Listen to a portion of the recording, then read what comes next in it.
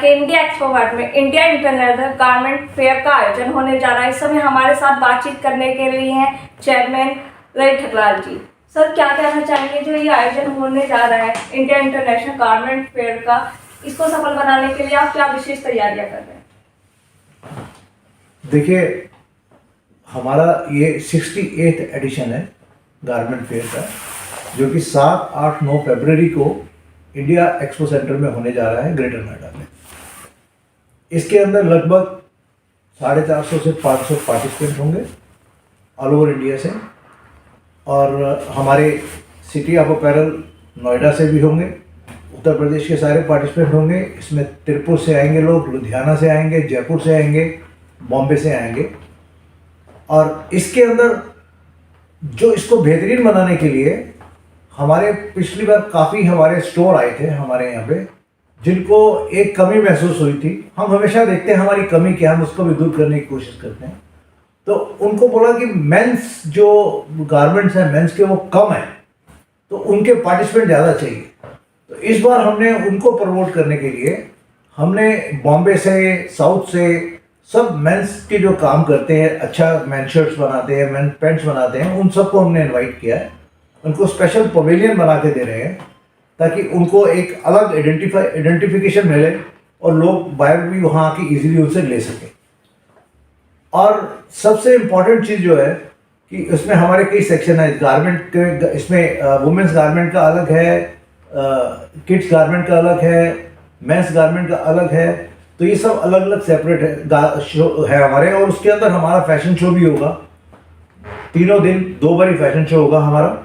और इसके अंदर सबसे इम्पॉर्टेंट पार्ट जो है बायर्स और बाइंग एजेंट, जो हमसे माल खरीदते हैं।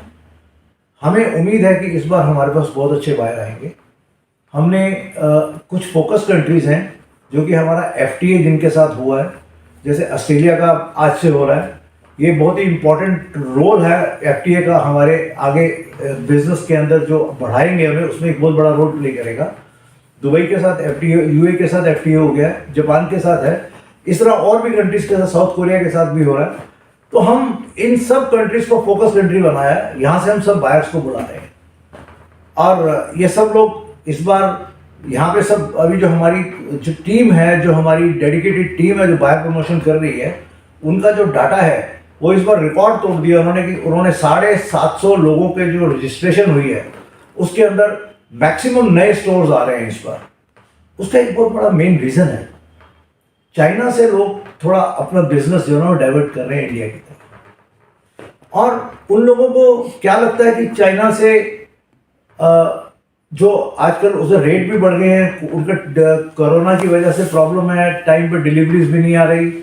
तो उन सब ने अपना को पूरा इंडिपेंडेंट तो हम पे नहीं हो सकते, वो 5 to 10% यहाँ हमारे पे अगर बिजनेस डाइवर्ट करते हैं तो हमारे यहाँ बाढ़ आ जाएगी। इतना काम हमारे यहाँ आ सकता है। और सर, जैसे देश के प्रधानमंत्री नरेंद्र मोदी जी हैं, वो एक आत्मनिर्भर भारत को बहुत बढ़ावा दे रहे हैं। तो आपको क्या सहयोग मिल रहा है आपके क्षेत्र में कि सरकार से आपको मदद मिल रही है, उसके बारे में आप क्या कहना चाहेंगे? देखिए, आदरणीय प्रधानमंत्री जी ने बहुत सहयोग दिया है।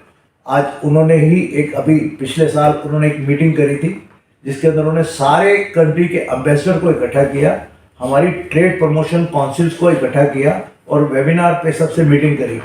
उन्होंने सबको बताया कि जैसे हमारा ODOP है, हर 1 डिस्ट्रिक्ट 1 प्रोडक्ट, सब एम्बेसडर्स को बोला कि आप देखिए आपके उस एरिया में कौन से प्रोडक्ट, अपने देश की कौन सी स्टेट की प्रोडक्ट बिक सकती है, आप उनको बढ़ावा दीजिए।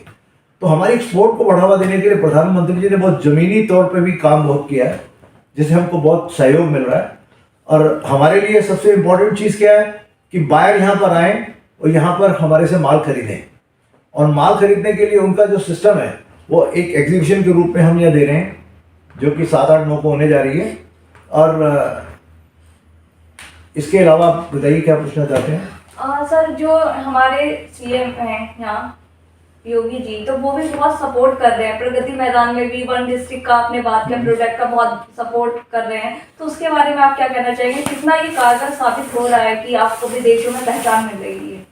देखिए, सबसे इम्पोर्टेंट चीज़ जो हमारे आदरणीय मुख्यमंत्री जी है, आदरणीय योगी आदित्यनाथ जी, उन्होंने हमारे को 1 डिस्ट्रिक्ट 1 प्रोडक्ट के रूप में एक बहुत तोहफा दिया है। उसके अंदर हमारी जो गौतम बुद्ध नगर है वो सिटी ऑफ अपैरल है। कपड़े की, यहाँ कपड़े की सारे गारमेंट के बनते हैं, इसका उन्होंने एक इसको रिकॉग्नाइज किया है। और उन्होंने हमारे को एक अभी अपैरल पार्क सैंक्शन किया है जो हम 300 एकड़ में बना रहे हैं यमुना अथॉरिटी के साथ मिलके, यमुना एक्सप्रेस वे पे। तो वो उसके अंदर भी कम से कम 125 कारखाने लगेंगे और जहाँ पे उधर प्रोडक्शन जो है 10,000 करोड़ की प्रोडक्शन होगी और 3 लाख लोगों को रोजगार मिलेगा, 70% उसमें महिलाएं होंगी।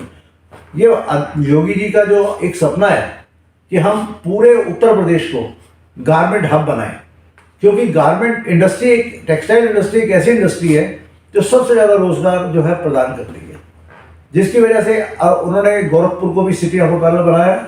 और आज हमारे अब यहाँ हम अपैरल पार्क बना रहे हैं, एक टेक्सटाइल पार्क 1000 एकड़ में हरदोई के पास लखनऊ रोड के ऊपर वो वहाँ पर बनने जा रहा है, जिसका उन्होंने चयन कर लिया है जगह का, जो अभी सेंक्शन भी हो गया है, तो अब उस पर काम शुरू होगा।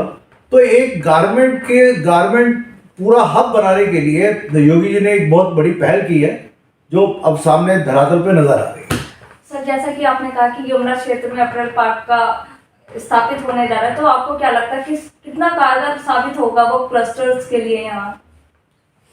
देखिए, किसी भी देश की, किसी भी इंडस्ट्री की बात करता हूं मैं, तो जो उन्नति, जो तरक्की एक क्लस्टर के रूप में होती है, वो इंडिविजुअल नहीं होती है।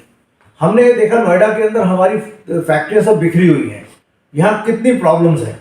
हालांकि प्रॉब्लम्स बहुत कम है लेकिन फिर भी बहुत लगती हैं। जब हम एक क्लस्टर में काम करेंगे, अब अपैरल पार्क में एक जगह पे 150 फैक्ट्रियाँ होंगी, वहाँ पे सबकी प्रॉब्लम्स एक, सबकी समस्याएं एक जैसी, सरकार को भी समाधान करना, तो एक समस्या का समाधान करना, इतने लोग खुश, और एरिया पूरा उसी तरह गारमेंट की परिस्थितियों में ही रहेगा, तो उसमें कोई प्रॉब्लम नहीं आएगी। और इस बार तो उन्होंने हमारे को वहाँ पे सड़कें भी बहुत बड़ी बड़ी दी हैं, जिसके लिए हम सरकार का शुक्रगुजार हैं कि अगले 20 साल 25 साल को देखते हुए वहाँ पे सड़कों का बना निर्माण हो रहा है। तो इससे एक बहुत अच्छी अंतर्राष्ट्रीय स्तर पर एक अच्छी ख्याति होगी, लोगों को पता चलेगा भाई यहाँ पे अपैरल पार्क इंटरनेशनल लेवल का बन गया। सर, ये तो बहुत सारी बातें हो गई। अब हम फिर से आते हैं इंडिया इंटरनेशनल गारमेंट्स फेयर पे, तो उसके बारे में आप क्या कहना चाहेंगे? जो फेयर होने वाला है उसका मुख्य आकर्षण केंद्र क्या होने वाला है? देखिए, उसमें सबसे इम्पोर्टेंट चीज़ है कि मेन सेक्शन अलग है, किड सेक्शन अलग है, लोग अपनी नए नए बेहतरीन कपड़ों में नई लाइन बना रहे हैं, कितने डिज़ाइनर्स उसमें आए हैं, नए स्टार्टअप्स भी आ रहे हैं और सब ने बहुत बेहतरीन लाइन बनाई है। देखिए, आज जापान में मैं गया था, अभी पिछले 10 दिन पहले जापान में था, वहाँ पे मैं कई बायरों को मिला हूँ। वो सब लोग, उन्होंने अपनी इन्वेस्टमेंट चाइना में कर रखी है। वो जो चाइना में इन्वेस्टमेंट करी हुई है, जब जैपनीज़ का अपने यहाँ पे तो मैन्युफैक्चरिंग होती नहीं है, तो सब वहीं कराते हैं। कुछ लोग अपनी फैक्ट्री लगाई हैं, कुछ उन लोगों से कराते हैं। अब वो हमारे यहाँ आ रहे हैं, कुछ लोग हमारे यूपी के अंदर वो इन्वेस्ट करेंगे पैसा, लोगों के साथ फैक्ट्रीज लगाएंगे, जॉइंट वेंचर करेंगे, एक मशीनरी और टेक्सटाइल पार्क बनाने के लिए उन्होंने अनुबंध किया है, वो भी बनाएंगे। तो ये सब चीज़ें जो है ना, ये हमारे यहाँ पर आ रहे हैं, उससे वो सब बायर यहाँ पे डाइवर्ट हो रहे हैं, वो सब इंडिया इंटरनेशनल गारमेंट फेयर में आ रहे हैं। और हमें उम्मीद है इस बार कम से कम 100 से ज़्यादा बायर आएंगे इंडिविजुअल जापान से, जो कि एक हमारे लिए बहुत ही अच्छा माइलस्टोन होगा। Thank you so much sir. 10 minute से बात करने के लिए आपका बहुत बहुत धन्यवाद। Thank you.